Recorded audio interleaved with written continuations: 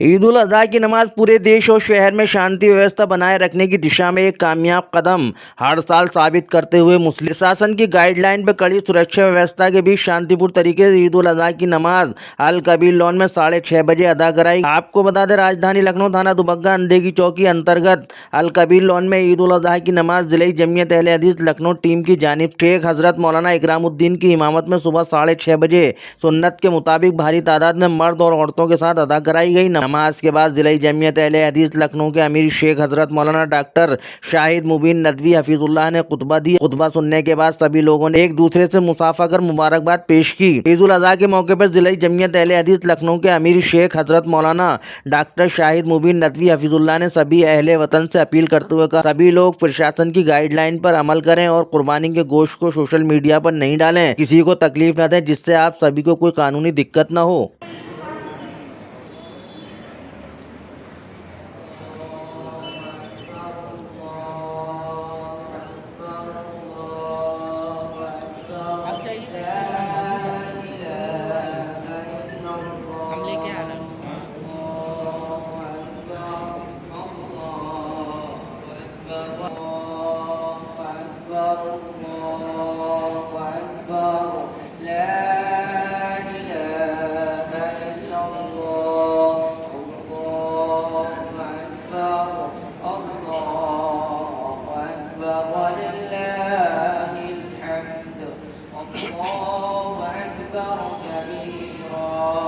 والحمد لله كثيرا وسبحان الله بكرة وأصيلا وصلى الله على سيدنا محمد وعلى آله وصحبه وسلم تسليما كثيرا الله أكبر الله أكبر الله أكبر لا إله إلا الله الله أكبر الله أكبر ولله الحمد.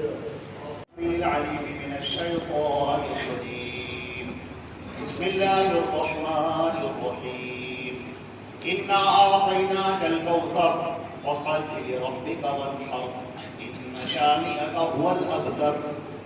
تمام تعریفیں اللہ رب العزت کے لیے ہیں جو ہمارا خالق و مالک ہے، آسمانوں اور زمین کا پیدا کرنے والا اور کل کائنات کا تنہا پالنہار ہے، جو وحدہ لا شریک لہ ہے، جو مستوی عرش ہے، اپنے احکامات کو نازل فرماتا ہے، ہر ایک اس سے محتاج ہے اور وہ کسی کا محتاج ہے۔ اللہ رب العزت کا درود و سلام و حضرت محمد مصطفیٰ صلی اللہ علیہ وسلم پر جو خاتم النبیین ہیں، سید الاولین والآخرین ہیں۔ اللہ نے آپ کی ذات پر دین اسلام کو مکمل فرما دیا۔ اللہ نے فرمایا الیوم اکملت لکم دینکم واتممت علیکم نعمتی ورضیت لکم الاسلام دینا۔ آج کے دن میں نے تمہارا دین مکمل کر دیا اور اپنی نعمت تم پر تمام کر دی اور میں تمہارے لیے دین اسلام سے راضی ہو گیا۔ اللہ رب العزت کی رحمتیں ہوں، برکتیں ہوں تمام صحابہ کرام پر، صحابیات پر، محدثین و محدثات پر اور کل مومنین اور مومنات پر۔ حضرات گرامی، اللہ رب العزت نے ہمیں یہ موقع عطا فرمایا ہے کہ ہم یہ عید الاضحیٰ کی یہ دوگانہ عطا کریں۔ اللہ رب العزت نے یہ جو ہمیں نماز پڑھنے کی توفیق عطا فرمائی، یہ اس کا کرم ہے، اس کا احسان ہے۔ اللہ رب العزت نے سورۃ الکوثر میں جو ارشاد فرمایا انا اعطیناک الکوثر، اے نبی ہم نے آپ کو نہر کوثر عطا کی ہے۔ یہ ایک تفسیر یہ بھی کی گئی کہ ہم نے آپ کو خیر کثیر عطا کیا ہے۔ اپنے رب کے لیے نماز پڑھیے اور قربانی کیجیے اور تمہارا رب تمہارا جو دشمن ہے اسی کی جڑ کٹ جانے والی ہے، اللہ اس کی جڑ کو کاٹ دینے والا ہے۔ قربانی اللہ رب العزت کے تقرب کا ذریعہ ہے، اللہ رب العزت سے قریب ہونے کا ذریعہ ہے۔ اور ایک بڑی عظیم یادگار ہمیں یاد دلاتا ہے حضرت ابراہیم علیہ السلام۔ حضرت ابراہیم علیہ السلام نے اپنے بیٹے کے حلقوم پر چھری رکھ دی۔ فرشتے بہوئے حیرت کی پروردگار یہ کیا ہو رہا ہے؟ کیا باپ اپنے بیٹے کی قربانی کرے گا؟ کیا اب آپ اپنے بندوں سے یہ مطالبہ کریں گے؟ اللہ رب العزت نے فرمایا کہ یہ فرشتوں تم دیکھتے جاؤ، ابراہیم خلیل اللہ علیہ السلام انہوں نے کوئی پرواہ کیے بغیر، اپنے جذبات کی پرواہ کیے بغیر، اپنے دل کی سنے بغیر اللہ کا جو حکم تھا اس کے آگے انہوں نے اپنے سر کو خم کر دیا اور اپنے بیٹے کے حلقوم پر چھری رکھ دی، اور ابھی چلنے کی والی تھی کہ اللہ رب العزت نے کہا فَصَدَّقْتَهُ بِآيَاتِنَا كَذَلِكَ نَجْزِي الْمُحْسِنِينَ، ابراہیم قربانی مت کرو، اس کی قربانی مت کرو، ہم بیٹے کی قربانی نہیں چاہتے۔ جنت سے دمبا بھیجا گیا، کہا گیا ابراہیم خلیل اللہ تم اس کی قربانی کرو، اور پھر اس کو قیامت تک کے لیے برقرار رکھ دیا گیا۔ ہمارے نبی صلی اللہ علیہ وسلم نے قربانی پیش کی۔ حضرت انس رضی اللہ تعالیٰ عنہ فرماتے ہیں کہ اللہ کے نبی صلی اللہ علیہ وسلم 10 سال مدینہ منورہ میں رہے اور ہر سال آپ قربانی کرتے تھے۔ آج بہت سارے لوگ یہ آوازیں اٹھاتے ہیں کہ اس قربانی کی کیا ضرورت ہے، اس کی جگہ پر صدقہ کر دیجئے، خیرات کر دیجئے، غریبوں محتاجوں کو دے دیجئے۔ یہ یاد رکھیے یہ شیطان کا وسوسہ ہے، فریب ہے، دھوکہ ہے۔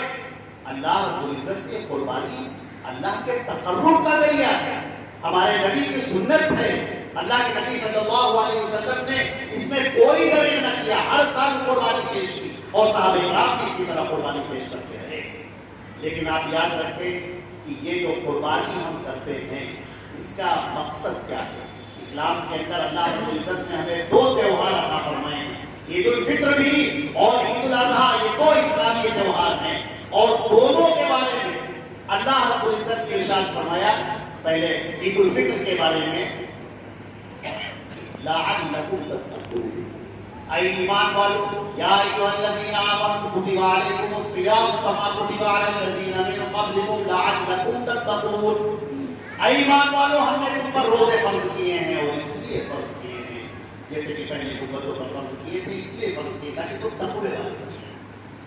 اور ادھر جب یہ عید آتی ہے اس میں بھی فرمایا کہ تکبروا اللہ علی ما ہداکم ولعلکم تتقون، اور یہ کہ اللہ رب العزت کی جو تکبیر کو بیان کرو اور تقوی اختیار کرو۔ عزیزان محترم، تقوی اختیار کرنا یہ اسلامی تہوار کا مقصد ہے، عید الفطر کا بھی، عید الاضحیٰ کا بھی، اور جتنی عبادتیں ہیں ان سب کا مقصد ہے کہ ہمارے دل بالکل صاف ہو جائیں، شفاف ہو جائیں اور تقوی سے آراستہ ہو جائیں۔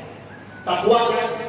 تقوی کی پہلی بنیاد یہ ہے کہ اللہ کی توحید اختیار کی جائے، یہ پہلی بنیاد ہے۔ تقوی کی پہلی سیڑھی ہے کہ اللہ کی توحید اختیار کی جائے، اس کی توحید میں کسی قسم کا شرک نہ داخل کیا جائے۔ اللہ ہمارا خالق ہے، مالک ہے، آقا ہے، مدبر ہے، منتظم ہے، متصرف فی الکائنات ہے، اس پوری کائنات کو چلانے والا ہے، وہی مدبر ہے، سارے فیصلے اسی کے ہیں، لہذا ہماری ساری عبادتوں کا حقدار صرف ایک اللہ ہے، اس کے علاوہ دوسرا کوئی نہیں۔ ہمیں پکارنا ہو تو صرف ایک اللہ کو، ہمیں عاجزی اختیار کرنی ہے صرف ایک اللہ کے سامنے جو ہمارا مشکل کشا ہے، پریشانیوں کو دور کرنے والا ہے، اور یاد رکھیں کہ اس کے ساتھ ذرہ برابر بھی شرک نہ ہونا چاہیے۔ یہ پہلی بنیاد ہے تقوی۔ تقوی کی دوسری بنیاد ہے حقوق العباد، بندوں کی جو حق ہے آپ پر اسے آپ ادا کریں۔ اللہ کا حق، اللہ کے نبی حضرت محمد مصطفیٰ صلی اللہ علیہ وسلم کے امتی ہونے کا حق، ان کی رسالت کو تسلیم کرنے کا حق، یہ سارے حقوق ہمیں یہ بتاتے ہیں کہ ہم اللہ کے حق کو ادا کرنے کے ساتھ ساتھ حقوق العباد ادا کرنے والے بن جائیں۔ حقوق العباد کیا ہے؟ نبی کریم صلی اللہ علیہ وسلم نے اپنے سینے کی طرف اشارہ فرمایا، تقریر فرماتے ہوئے، اور کہا التقوی ہا ہونا، التقوی ہا ہونا، التقوی ہا ہونا، تقوی یہاں ہے، تقوی یہاں ہے، تقوی یہاں۔ اپنے دل کی طرف اشارہ، یہ دل جس کے اندر بہت سارے شیطانی وساوس آ جاتے ہیں، شیطان مردود ہماری آنکھوں کے سامنے پردے ڈال دیتا ہے، ہماری خواہشات کو ابھار دیتا ہے، ہمیں غلط کاموں کی طرف کنٹرول کرنا ہے، قابو کرنا ہے. یہ قربانی کا مقصد ہے. اپنے جذبات پر قابو پانا، اپنی خواہشات پر قابو پانا، اور ہمیشہ یاد رکھنا کہ ہم اللہ کے لیے ہیں، اسی کی طرف پلٹ کر جانا ہے. اور اللہ تعالیٰ نے فرمایا ہے وَكُلُّهُمْ آتِيهِ يَوْمَ الْقِيَامَةِ فَرْدًا، کل تم میں سے ہر ایک تنہا میرے سامنے کھڑا ہو کر اپنا حساب دے رہا ہے. اب ہمیں دیکھنا ہے کہ ہم نے حقوق العباد میں کوئی کوتاہی تو نہیں کی. ہمارے والدین اگر زندہ ہیں، دونوں یا دونوں میں سے کوئی ایک، ماں یا باپ یا دونوں، ہمیں دیکھنا یہ ہے کہ ہمارا سلوک، ہمارا برتاؤ اپنے باپ کے ساتھ، اپنی ماں کے ساتھ کیسا ہے. پھر جو رشتے ہمیں اللہ نے عطا کیے ہیں، بھائی ہیں، بہن ہیں، اور دیگر جو رشتے ہیں، ان سب رشتے داروں کا خیال رکھنا، ہر ایک کا حق ادا کرنا. اور آگے بڑھیے.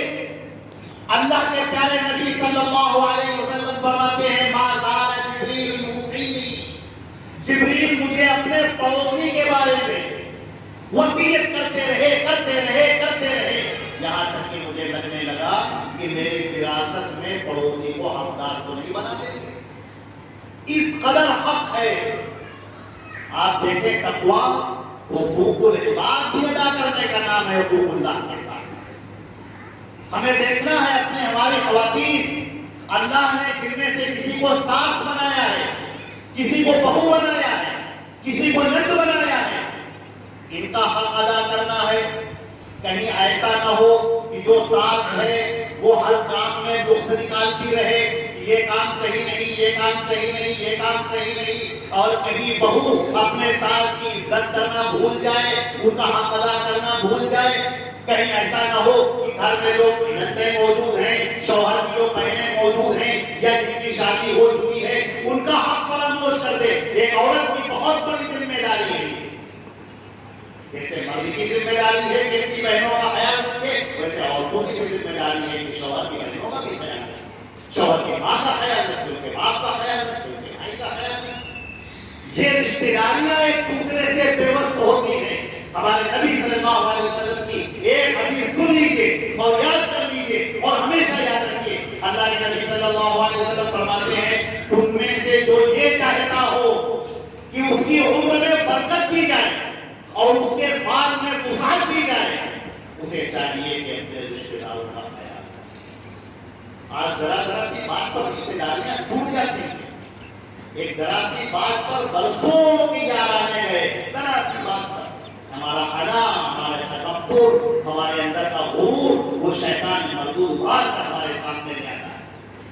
خبردار، قربانی کا مقصد ہی یہی ہے کہ دیکھو تم یہ جانور قربان کرنے جا رہے ہو، یہ تو علامت ہے، علامت ہے. یہ بندہ اللہ کے سامنے کہتا ہے کہ اے میرے رب، اے بار الہ، اے مالک الملک، تو نے مجھے یہ حکم دیا کہ اس جانور کی قربانی کرو. اے اللہ، ہم اس جانور کی قربانی کر رہے ہیں. اے اللہ، ہم تیار ہیں. یہ میرا نفس، میری جان، میرا مال سب اے پروردگار تیرے حکم پر قربان ہے. تیرا حکم سب سے آگے، میں کچھ نہیں، باقی کوئی کچھ نہیں. آپ کے رضا وہ نمبر 1 پر ہے. اے اللہ، میں بالکل تیار ہوں. میری نماز بھی، میری قربانی بھی، میری تمام طرح کی عبادت بھی، وَمَحْيَايَ وَمَمَاتِي، میری زندگی بھی، میری موت بھی، اے اللہ سب تیرے لیے، سب تیرے نام پر قربان. عزیزان محترم، یہ جذبہ رکھیے. کفار مکہ جب جانور کو ذبح کرتے تھے تو اس کا خون خانہ کعبہ پر لگا دیتے تھے اور کہتے تھے کہ اس کا خون اللہ تک پہنچتا ہے. اللہ نے فرمایا کہ سنو، لَن يَنَالَ اللَّهَ لُحُومُهَا وَلَا دِمَاؤُهَا وَلَكِنْ يَنَالُهُ التَّقْوَىٰ مِنكُمْ. یہ تم جو قربانی کر رہے ہو، اس کا گوشت اور اس کا خون یہ ہم تک نہیں پہنچتا. تم کس جذبے سے قربانی کر رہے ہو وہ ہم تک پہنچتا ہے. ہم نے جھانک کر دیکھ لیا تمہارے دل کو، تمہارے دل کے اندر کیا محبت ہے کہ تم نے میرے نام پر اپنا پیسہ قربان کر دیا. تم گئے اور بہترین جانور خرید کر لائے جس کے پیر میں نگڑا کرنا ہو، آنکھ میں اندھا بننا ہو، اتنا دبلا نہ ہو کہ اس کی ہڈیاں ظاہر ہوں. تم نے اچھے سے اچھا جانور قربان کیا. بہتر سے بہتر قربان کرنے کے لیے تیار ہو گئے. ہم نے تمہارے دل کے اندر وہ تقویٰ دے دیا. اس کے بنیاد پر تمہیں میرا تقرب ملے گا. اس کے بنیاد پر تمہیں جنت الفردوس ملے گا. اس کی بنیاد پر تمہیں ہماری رحمتیں ملیں گی. عزیزان محترم، قربانی کے اس جذبے کو کبھی نہ بھولیے.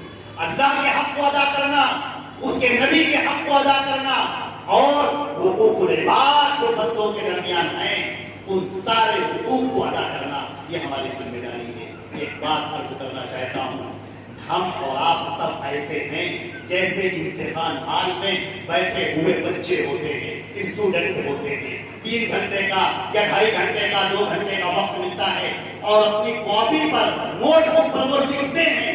جو وہ لکھتے ہیں اسی کی بنیاد پر فیصلہ ہوتا ہے. استاد پاس بھی کرنے والا ہے، فیل بھی کرنے والا ہے، وہی پاس کرتا ہے وہی فیل کرتا ہے، لیکن اس کی کچھ نہ کچھ بنیاد ہوتی ہے. اسی طرح اللہ رب العزت کسی کو جنت میں داخل کرے گا، کسی کو جہنم میں داخل کرے گا، لیکن اس کی بنیاد یہ ہم دنیا کے اندر تیار کر رہے ہیں. اللہ کے ساتھ شرک کیا تو جنت کے دروازے بند ہو گئے، جہنم کا دروازہ کھل گیا. اللہ کے شرک سے پرہیز کرنا ہے. ہمارے نبی کی یہ دعا یاد رکھیے، اے اللہ میں تجھ سے اس شرک سے معافی مانگتا ہوں جو میں جانتا ہوں، اور اس شرک سے معافی مانگتا ہوں جو میں نہیں جانتا. شرک کو سمجھنے کی کوشش کریں، توحید کو سمجھنے کی کوشش کریں. یہ ہماری بنیاد ہے، یہ امتحان میں کامیاب ہونے کی بنیاد ہے. حقوق العباد کو ادا کریں، اپنے قربانی کے مقصد کو سمجھیں. قربانی آپ کریں، خود بھی گوشت کھائیں، یا اللہ کا احسان ہے. خود بھی کھائیں، دوست احباب کو کھلائیں، غریبوں محتاجوں فقراء میں تقسیم کریں. اور ایک بات کا خیال رکھیں کہ جب ہم قربانی کر رہے ہوں تو ہماری وجہ سے کسی کو تکلیف نہیں ہونی چاہیے.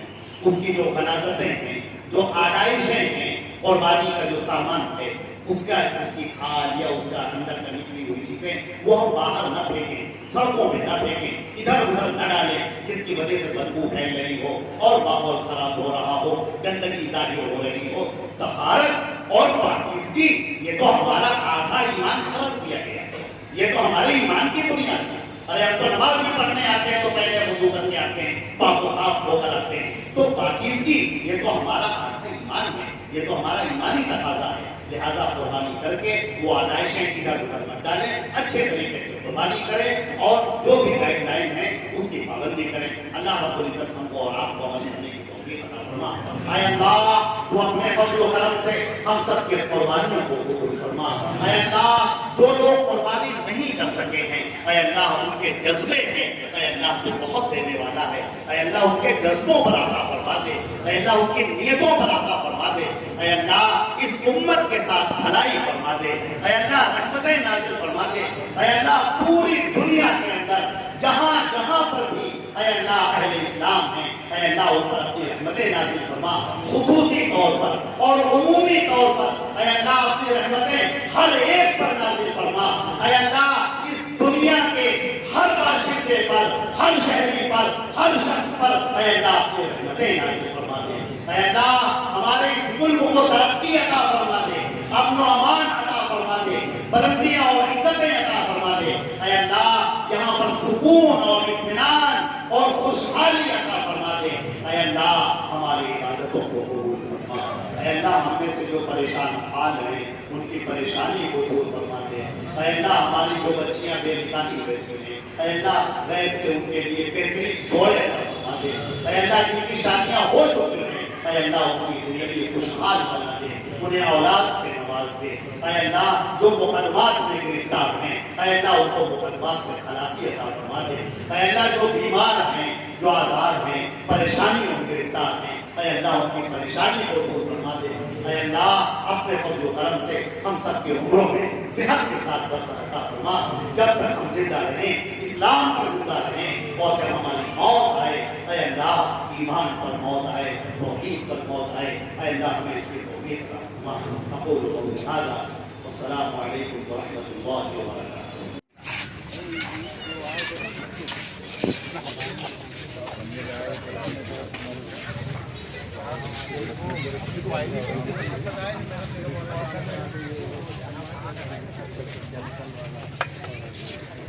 हाँ यहाँ पानी सबको दो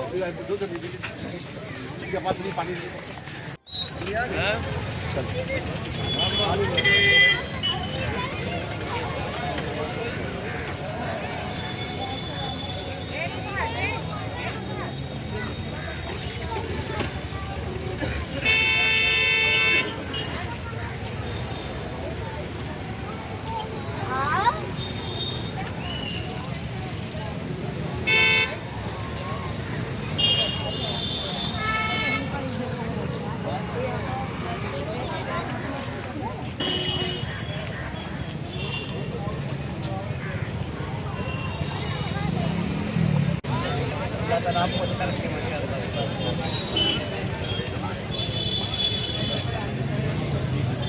एहसान आओ इधर आओ याहिया